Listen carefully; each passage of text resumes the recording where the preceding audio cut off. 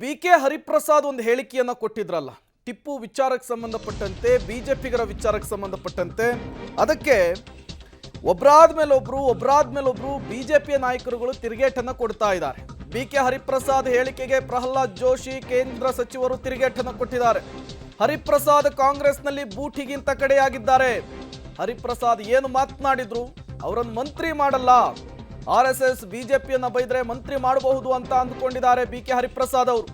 ಆದರೆ ಸಿದ್ದರಾಮಯ್ಯ ಯಾವತ್ತೂ ಹರಿಪ್ರಸಾದ್ ಅವರನ್ನ ಮಂತ್ರಿ ಮಾಡಲ್ಲ ಅಂತ ಭವಿಷ್ಯ ನುಡಿದಿದ್ದಾರೆ. ಬಿ.ಕೆ. ಹರಿಪ್ರಸಾದ್ ವಿರುದ್ಧ ಪ್ರಹ್ಲಾದ್ ಜೋಶಿ ಕೂಡ ತಿರುಗೇಟನ್ನು ಕೊಟ್ಟಿದ್ದಾರೆ. ಶೋಭಾ ಕರಂದ್ಲಾಜೆ ಅವರು ಮಾತನಾಡ್ತಾ ಇದ್ದಂತಹ ಸಂದರ್ಭದಲ್ಲಿ ತಿರುಗೇಟನ್ನು ಕೊಟ್ಟಿದ್ರು. ಅವರ ಭಾಷೆಯಲ್ಲಿ ನನಗೆ ಉತ್ತರ ಕೊಡಕ್ಕೆ ಬರಲ್ಲ. ಯಾಕಂದ್ರೆ ಇವ್ರು ಏನೇನು ಮಾಡಿದ್ದಾರೆ ಎಮರ್ಜೆನ್ಸಿಯಿಂದ ಹಿಡ್ಕೊಂಡು, ಮತ್ತು ಬಿ.ಕೆ. ಹರಿಪ್ರಸಾದ್ ಅವರು ಈಗ ಅವ್ರನ್ನ ಯಾರು ಬೂಟು ಅಂತ ಮಾತಾಡ್ತಿದ್ದಾರೆ, ಕಾಂಗ್ರೆಸ್ ಪಾರ್ಟಿಯೊಳಗೆ ಅವ್ರಿಗೆ ಬೂಟಿನಕ್ಕಿಂತ ಕಡಿಮೆ ಮಾಡಿದ್ದಾರೆ. ಸೊ ಅವ್ರಿಗೆ ಕಾಂಗ್ರೆಸ್ ಪಾರ್ಟಿಗೆ ಅವ್ರು ಹೇಳಿದ್ದಾರೆ, ಅವರು ಇಂಡೈರೆಕ್ಟಾಗಿ ಕಾಂಗ್ರೆಸ್ ಪಾರ್ಟಿಗೆ ಹೇಳಿದ್ದಾರೆ ಅವರು. ಯಾಕಂದರೆ ಕಾಂಗ್ರೆಸ್ ಪಾರ್ಟಿಯ ಪ್ರೆಸೆಂಟ್ ಲೋಕಲ್ ಲೀಡರ್ಶಿಪ್ಗೆ ಅವ್ರಿಗೆ ಹೇಳಿದ್ದಾರೆ.